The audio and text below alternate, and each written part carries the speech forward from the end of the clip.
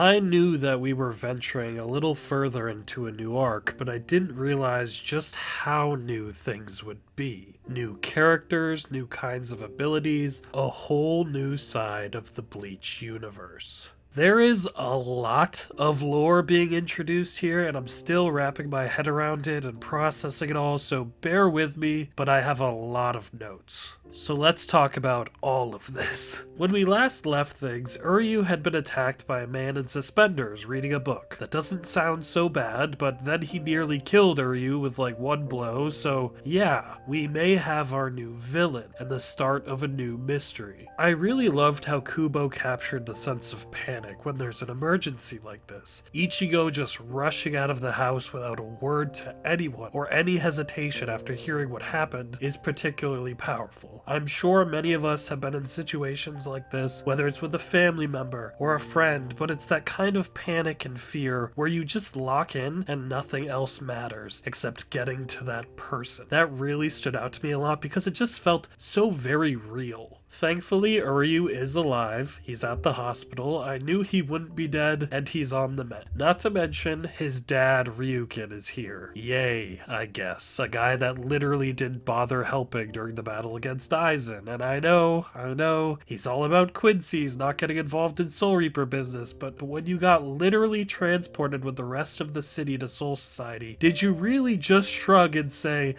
Soul Reaper business? And he's as smug about all of this as I expected, even toward his injured son that just got attacked. I am in no way an advocate for Mayuri torturing Quincy at all, but Mayuri, you grabbed the wrong Ishida. Uryu's grandpa seemed much nicer than his dad. You should have taken Ryukin instead. I'm kidding, of course, but Ryukin really does rub me the wrong way. When I was first reading this part, I considered the possibility that the attacker might be another surviving Quincy somehow, like Uryu or Ryukin, but like 30 seconds later I realized how that would make very little sense, since Ryukin would have recognized the residual spiritual pressure if it were Quincy. No, he confirms that the person who hospitalized Uryu is a human being just like you and me, and that his abilities might not be that different from Chad or Hime, and this got me really excited. I've wanted to learn more about their abilities and give them more of a spotlight for a while, especially Chad, who really has only been used sporadically so far in the series, but more on that in a bit. Just like I hoped, this attack on Uryu is the catalyst to push Ichigo into trying to get back into the game. There are a few excellent little moments in the hospital where it's pretty evident that he's realizing how little help he can actually be in his current state. He's initially talking as if he can still contribute the same as he could before as a Soul Reaper, despite obviously not being able to anymore. But a real great moment is when he offers to walk Orihime home, but Ryukin says that he'll take her home instead. They don't specify why, but Ichigo clearly understands that she's safer going with Ryukin than him now, because Ichigo wouldn't be able to do anything to help protect her if they were attacked. He can't protect anyone, and that's always been his primary goal. So I think that moment hits him like a freight train. He can't protect his people anymore, and while he was doing his best to move forward and accept normalcy, now that something bad has come and his loved ones are at risk, the helplessness of not being able to protect them really kicks in. It becomes very, very real, and his breakdown when he leaves the hospital is more than understandable. It was a great moment to really emphasize what this arc so far has been building up, which is Ichigo struggling to kind of move into a normal life. And this is kind of showing he really can't. He needs to be able to protect his loved ones. It's who he is, and he can't do that right now. It's the push he really needed to contact Ginjo off of that Xcution card he was given, and I loved the touch of all the little directions and failsafes he had to put up with to reach Ginjo on the phone. It just helped establish how covert and underground Xcution is, and Ichigo wants their help with the Uryu situation, since he can tell Ginjo isn't a normal human from how much he knows. I'm honestly a little surprised that Ichigo didn't go to like Urahara or even his dad first, but that might be because Ginjo was pointing out that Urahara might not be trustworthy after Ichigo saw Karin come out of his shop, and Ginjo was also questioning if Ichigo really knew his dad fully. And it could also partially be, even subconsciously, that Ichigo just feels more comfortable working working with humans now that he's no longer a Soul Reaper. Not intentionally, but he might just feel like he can work better with them, or maybe that he doesn't belong around Soul Reapers anymore. However, I'm not sure that I trust what Ginjo says about not actually caring about Isshin's backstory, and he claimed that all of that was just a way to get Ichigo's attention. Ginjo, I trusted you to help me learn about Isshin. How can you betray me like this, man? When Ginjo brings Ichigo to his group's base of operations in this rundown apartment building, we get to meet Xcution as a collective, and I really like the whole vibe. Like with the Visored before them, there's a great sense of individual styles between them that just feels more human, you know? And I love Xcution's headquarters. It's just such a chill place, like their own personal little jazz bar. It's cozy, it's slick, I want to hang out there and play pool. After the first few chapters of this arc kept things very mysterious, this is when we really start to get some answers, and a whole lot of new lore. I can't stress that enough. We got a whole bunch of information here. First things first, we learn what Ginjo and Xcution want, and that's to help Ichigo regain his Soul Reaper abilities. And it was Chad that brought this idea to them, because it seems that Chad had been part of this Xcution group during this whole time jump. I didn't really pay much mind to Chad's absence in the first few chapters of the arc, honestly, because there were so many other things to think about and consider. It just didn't really cross my mind that Chad is not around. I only really noticed once Orihime pointed it out, and that was after Uryu got attacked, so naturally I start to think he was probably attacked too, but I love the direction we're taking with him in this arc. It was surprising to see what he's been up to, but it feels right and gives a satisfying explanation of how he's grown during these 17 months. And Chad is part of Xcution because all of them are human beings that have supernatural abilities, and the reason they have the abilities at all is a whole other interesting part of this. So let's get into all of what we learned about their powers. Bear with me, it's a lot to take in, but extremely interesting. Apparently, these humans gained these powers because one of their parents were attacked by hollows prior to their birth, and that piece of contact with the hollow latched itself to the child, granting them their power. So the power itself is more similar to a hollow's than it is to what Soul Reapers use, and this is crazy. It's almost like, you know, health issues that can arise in infants if there's a medical issue with the mother that gets passed down, whether it be alcoholism or drug use during pregnancy, any of that. It's like a hereditary thing that they didn't choose to happen to them, an unwanted power that they're born with that makes them different from other people. Kinda similar to X-Men, just without the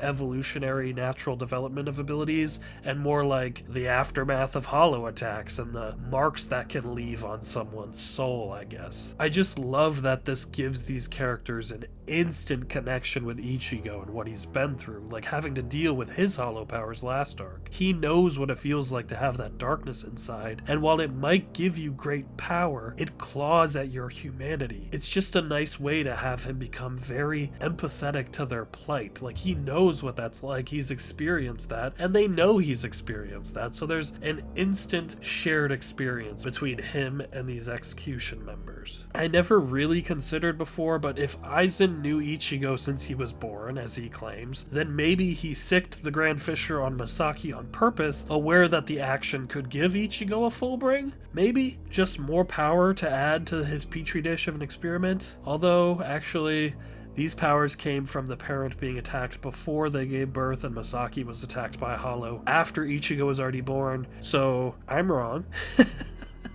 Scratch that, maybe I'll cut this part out. Sorry for the little tangent. I think I just answered my own question. I don't think that's what happened. I don't know. Now, as for what these humans can do, the specifics of their power that they call Fullbring, that's a whole other can of worms to get into. Because it turns out that the souls in the Bleach universe don't just apply to living things, but inanimate objects also have souls. Regular, ordinary, everyday items have weak little bits of souls in them that these people can manipulate and amplify in various ways. I actually really love the idea of objects having souls of their own, especially the explanation of how an object can be connected with a person, the example being that if if you use a particular object long enough, there's a familiarity to it that actually does give you a little bit of power. Like when I played baseball as a kid and there was a particular bat that I was good with, that's kind of the idea of it, of this familiarity with an object and the connection between an object and a person, whether it means something to you at an emotional level or if it's something you are accustomed to, like if you always wear a particular piece of jewelry and you feel naked without it. It's kind of that idea, but like more amplified, obviously. I just really love that whole notion. I think that's cool. It's a nice little facet to add to this. And there's something thematically connected there with Zanpakutos in a way, where Zanpakutos represent the spirit of their wielder, and these objects are given more purpose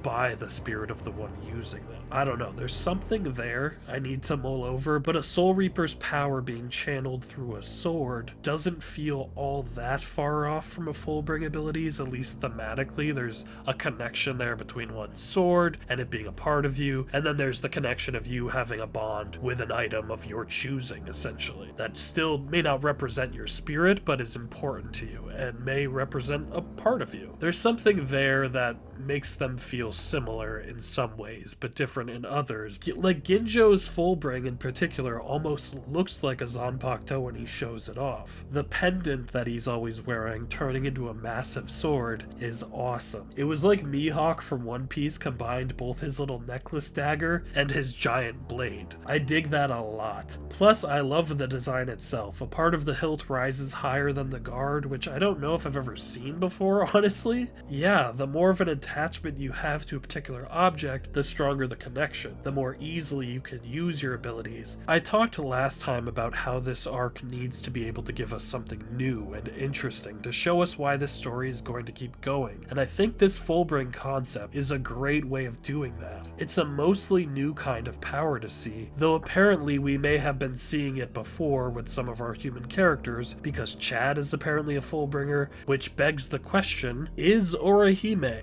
We've heard before that maybe they got their powers from being in close proximity to Ichigo and all his supernatural shenanigans, and then we heard that it was because they were close to Rukia, and Rukia had the Hogyoku in her, and the Hogyoku may have subconsciously given them the power that they wished to have, that they wanted to be able to help, and the Hogyoku might have given them their powers. But the Hogyoku only makes things come true if it's possible to begin with. So I assume that Chad and potentially Orihime were already possible Fullbringers, and the Hogyoku just awakened that power or hastened it along, I guess. Like maybe the Hogyoku acted more like a catalyst than it was like the actual cause of anything. It just sped up things that were already happening. I'm just so excited that we're going to explore more humans with these abilities. Chad and Orihime have had them for so long in the series, but we never really dove into any of that much, but it looks like we finally will. After kind of getting completely sidelined from the action after one win in the Arrancar arc, I'd love for Chad in particular to get some shining moments, and now that he's part of this group, maybe he'll have a much better chance of doing something awesome again. With this whole new part of the Bleach universe uncovered, I'm really wondering how much does the Soul Society know about all of this Fullbring business? Are they aware of these people's existence and aware of the power that they have? Do they know about Fullbrings? Considering how much Soul Society cares about the natural order and how quickly they turned on their own when the Visored were forced to take on hollow masks and hollow powers, I doubt that the Soul Society would be very happy about the existence of Fullbrings and human beings that can tap into like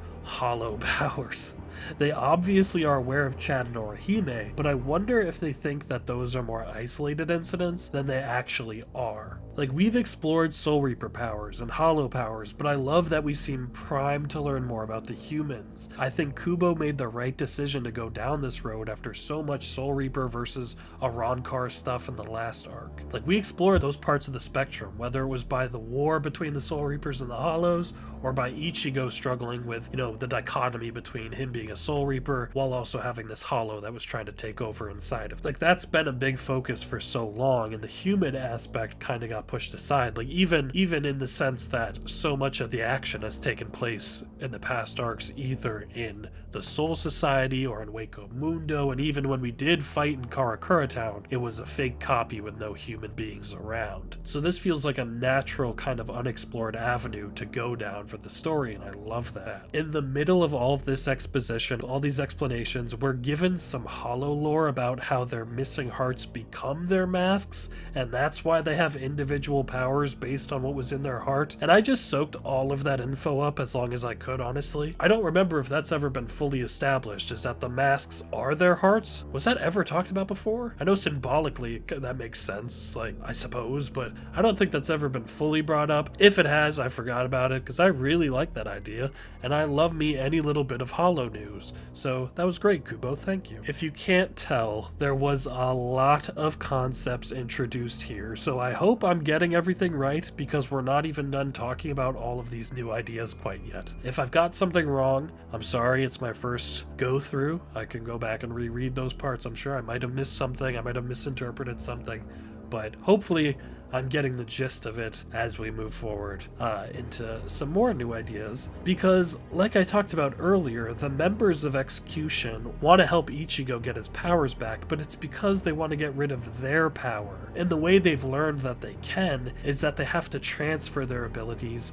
into a Soul Reaper that's part human. And this has been done before, so it's confirmed that there was a hybrid like Ichigo, but which raises all kinds of questions for me. There was another half human, half Soul Reaper substitute, I guess, just like Ichigo. And when he got his badge originally, I'm pretty sure they had the substitute Soul Reaper badge for that situation, right? So this does check out with what we learned before, I'm pretty sure. I'll have to go back and look. But yeah, this opens up a whole nother thing. Ginjo has a substitute badge in his bag, so maybe it was him, but maybe it was even Isshin. I know I have all these Isshin theories, and eventually maybe I'll be right about one of them. Alright, if you haven't seen that theory video, I had 2 theories I have about Isshin that I shared. Here's a third. Maybe he was a substitute Soul Reaper before Ichigo. Or it could be a character that we've never met, but this was such an interesting revelation that I hadn't really thought much about, that Ichigo maybe wasn't the first half-human, half-Soul Reaper to exist.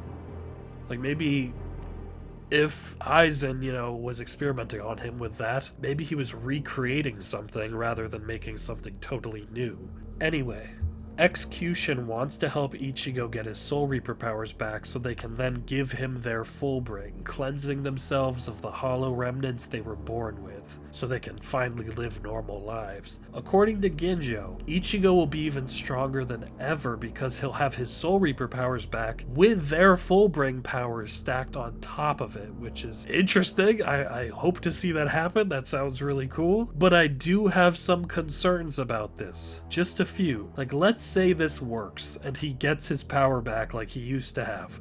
I assume that means Zangetsu will be back, both aspects of him within Ichigo. My main worry with this whole plan is that them giving Ichigo this hollow-centric, hollow-created Fullbring power of theirs will throw Ichigo's own inner self off balance and out of whack, once again throwing his inner world into chaos. All this additional hollowness could maybe make the white hollow Zangetsu take control again, maybe, or something. I don't know. It just crossed my mind that there's probably going to be some bad ramifications of him getting their power transferred to him. I don't know. That's just my theory, my worry. I hope it doesn't go like that, but I could see that there could be a price for him getting his power back where things might not be that smooth sailing once he's a Soul Reaper again. But Ichigo agrees to do it after a great conversation with Chad that essentially was Chad saying what I've been saying so far this arc. Ichigo can try to hide how much he's hurt by becoming normal, but we all see that deep down it's destroying him. He wants to be able to help people and protect his loved ones, and we all, fictional and actual people, want to see Ichigo have his purpose again. It was a great scene,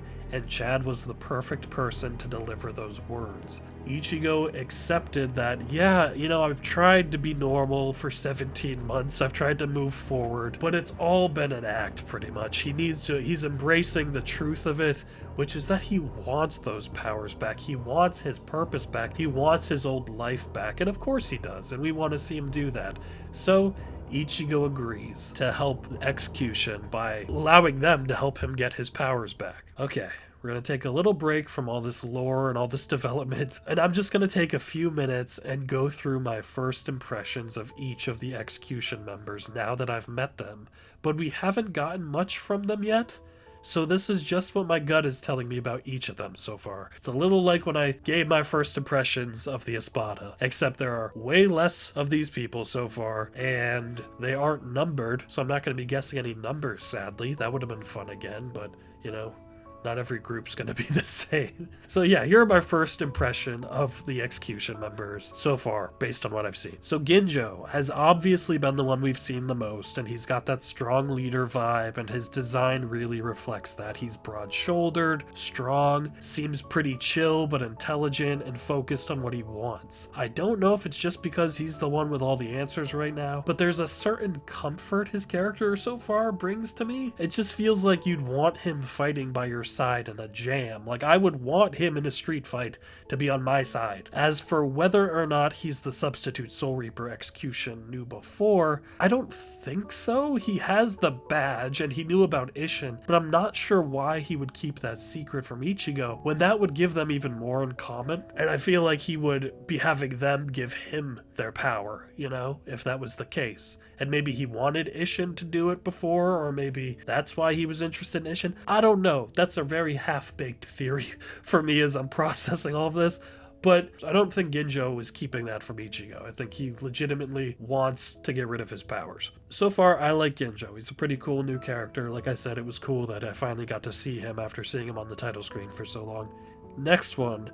Ruruka, is that how you say her name? Ruruka is really funny. I really like her. She's standing out from a personality standpoint. She's a little childish in a way, but like in a fun way, not in an annoying way. Although kind of annoying to the group, I suppose. And her like crush on Ichigo is really funny.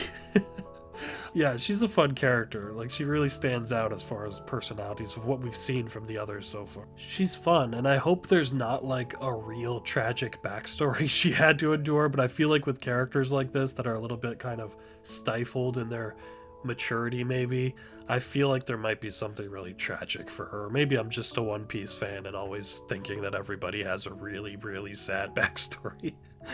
And then there's Giriko, and I love his whole aesthetic. Like I pointed out when I first saw him, he absolutely looks like Führer King Bradley from Fullmetal Alchemist. Like, uncanny. But there's a slightly different feeling of status he gives off. Like, obviously one is the ruler of a nation, and the other is like, to me, he's kind of giving Walter from Hellsing. He seems like the, like, butler of this group. Like, he's like the bartender butler guy who's kind of making things happen, like when people tell him to. He's kind of like that. He's like servicing everyone. I don't know. He just seems like he's doing a job. He's got this whole, like I said, like a butler vibe. It's like Alfred Pennyworth, but looking like King Bradley. I like his whole aesthetic. I think it's interesting. Giriko seems very proper, and I imagine he's just this very polite, by the books type of guy. You know, he makes sure things are being done as they're supposed to be, and he's not going to divert from that. And here's the real interesting part, is there are two Xcution members who we haven't seen speak, I don't believe yet. We only see them for a couple panels, and in the anime they're only in those scenes kind of in the background. I don't even know their names yet, but there is a woman and a young man. He might be a kid, maybe a teenager. There's not much to go off of, nothing at all really, so it's very much like when I guessed some of the Espada's personalities just from seeing them around the table. Yeah, unlike the others, I don't know anything about these two, so I'm just gonna guess real quick what I think these two are like based on their designs. She seems chill, and she's kind of smirking, sitting by the couch. She seems kind of, I don't know, I get the impression maybe like a mother hen of the group. Maybe like she's like the maternal figure within the dynamics of the group. Maybe she's a bit more experienced, protective, and, you know, very steadfast in her beliefs. Maybe she'll even oppose Ginjo on some decisions. I could see that for this character based on her design. That would be interesting. I think I'd like that a lot. As for the kid, I mean, based on just the way he's posed and stuff, he looks pretty antisocial, you know, maybe a little like, a little angsty. Not very communicative. Maybe he's a bit shy, quiet. Maybe he's like a silent character that doesn't actually say anything, and he's just kind of watchful from the background. Maybe he's actually looks like this timid kid, but is really some sort of vicious killer. There's a lot of directions you can go, but based on his design, I feel like he's gonna be quiet and kind of in the background, but maybe is hiding something that'll bring him much more to the forefront very quickly. But yeah, not much to go on these characters, obviously. So these are just shots in the dark. I think she's gonna be like the mother of the group, and he might be like the little sibling of the group, like maybe a mischievous little brother, or maybe just like a shy outcast kid. Hard to say. But yeah, I think they're the mother figure and the younger sibling. And Ginjo's like the father, older brother figure. Raruka is the outgoing sister. And Giriko is the family butler.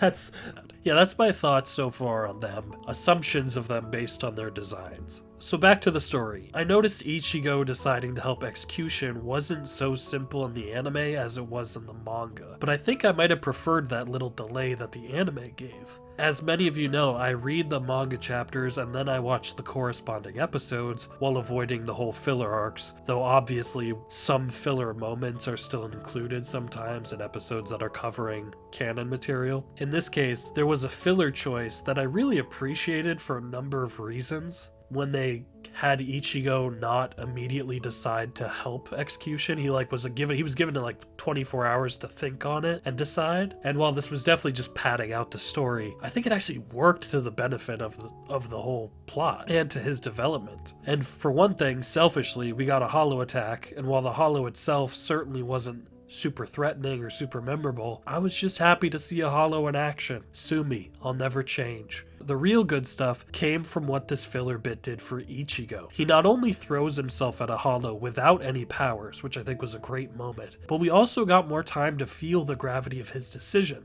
He's not sure that he wants to immediately help Xcution. There's this idea that he doesn't want to be stuck in the past, and he even throws his badge into like a pond. This honestly felt like a pretty appropriate addition to kind of give him this internal turmoil about what to do next.